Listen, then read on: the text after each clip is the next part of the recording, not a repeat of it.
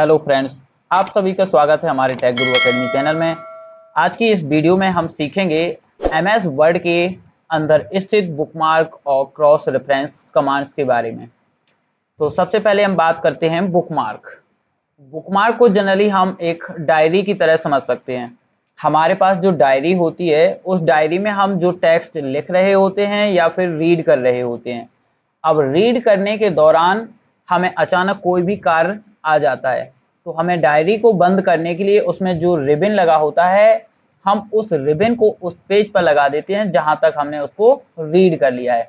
अब बाद में जब भी हम उस डायरी को दोबारा पढ़ना चाहते हैं, तो हमें एक एक पेज पलटने की आवश्यकता नहीं होती। हमने जो रिबन लगाया हुआ था, उस रिबन की सहायता से हम उस पेज पर पहुंच जाते हैं जहां पर हमने उसको लास्ट टाइम रीड किया था। इसी तरह हमारे डॉक्यूमेंट में, एमएस वर्ड में बुकमार्क होता है। हम बुकमार्क को एक डायरी की तरह यूज कर सकते हैं। तो इसके लिए हम सबसे पहले एक टेक्स्ट लिख लेते हैं अपने डॉक्यूमेंट में। यहाँ पर जनरली हमने एक लंबा सा टेक्स्ट लिख लिया। अब मान के चलते हमने कि यहाँ तक अपने डॉक्यूमेंट को रीड कर लिया है। हमने यहाँ तक अपने डॉक्यूमेंट को रीड कर लिया, तो जहां तक हमने रीड कर लिया है वहां पर आपको क्या कर देना है, क्लिक कर देना है। क्लिक करने के बाद हमें इंसर्ट टैब के लिंक्स ग्रुप्स के अंदर बुकमार्क ऑप्शन पर क्लिक करना है। जैसे ही बुकमार्क पर क्लिक करेंगे तो हमारे सामने बुकमार्क का डायलॉग बॉक्स ओपन होगा और यहाँ पर हम कोई बुकमार्क दे देंगे। जैसे हमने यहाँ बुकमार्क का नाम दे दिया लास्ट रीड और ऐड कर देना है। ऐड करने के बाद अपनी इस फाइल को इसको सेव कर देना है। तो सेव करने के लिए हम फाइल टैब सेव, यहाँ से जगह का चयन कर लेंगे कहाँ पर सेव करना है।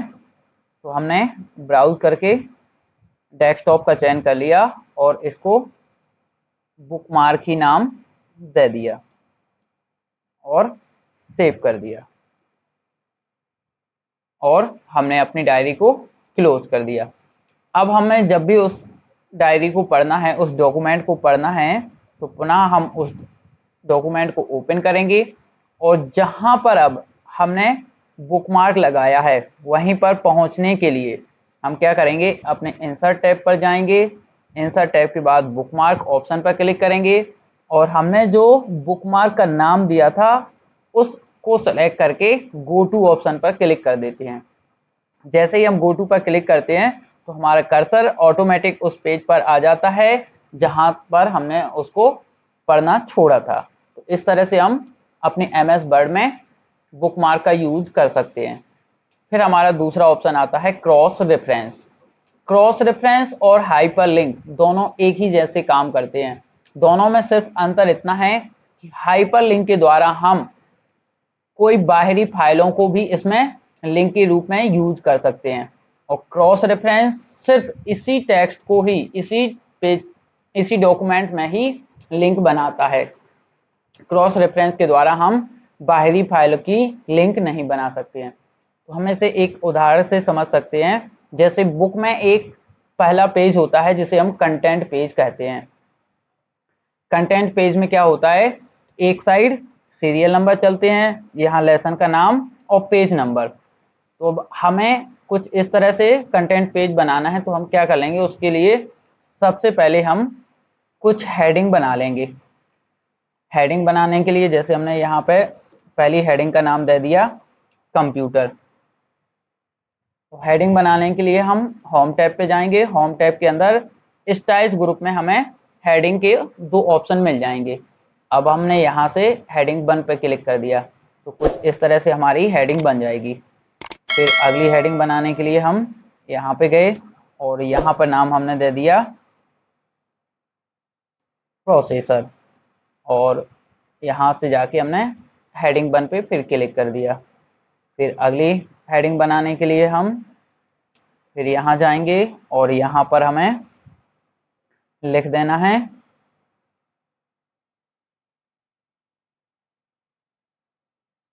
तीसरी हेडिंग जो भी आप बनाना चाह रहे हैं और फिर हमें स्टाइल पे जाके हेडिंग पे क्लिक कर देना है। तो इस तरह से हमने 3 हेडिंग बना ली।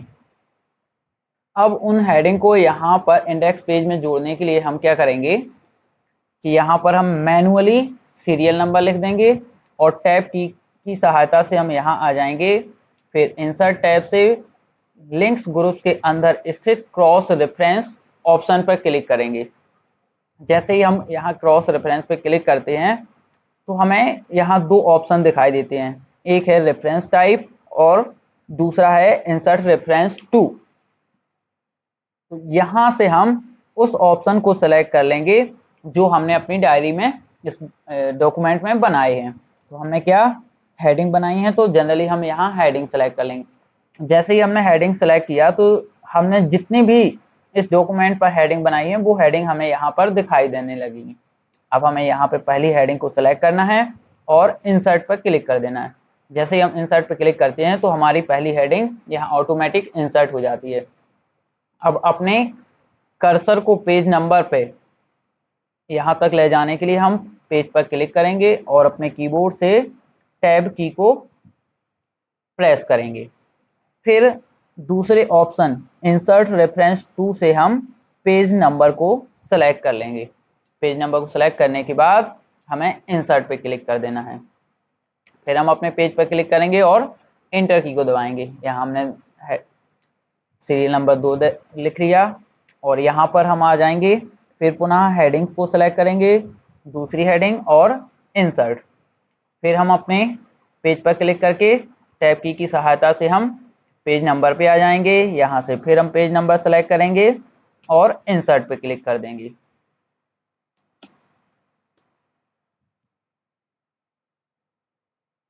और तीसरी हेडिंग लाने के लिए फिर हम यहाँ सीरियल नंबर में 3 टाइप कर देंगे और यहाँ पर आके हम पुनः हेडिंग सेलेक्ट करेंगे और हमारी जो तीसरी हेडिंग उसको सेलेक्ट करके इंसर्ट।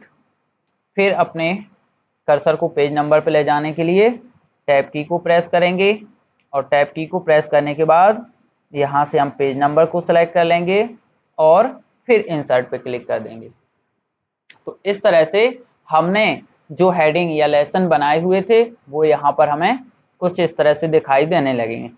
अब किसी भी लेसन या टॉपिक को पढ़ने के लिए हम क्या करेंगे, जनरली जिस भी हेडिंग को हमें पढ़ना है तो हमें एक यहाँ पर मैसेज बॉक्स एक सजेशन आ रहा है कि control plus click to follow link. मतलब कहने का है कि यदि आप इस हेडिंग को पढ़ना चाहते हैं तो आप अपने कीबोर्ड से कंट्रोल बटन को प्रेस करें और माउस के लेफ्ट बटन को जैसे ही इस हेडिंग पे क्लिक करेंगे तो हमें यह कर्सर ऑटोमेटिक उस हेडिंग पर लेके चला जाएगा।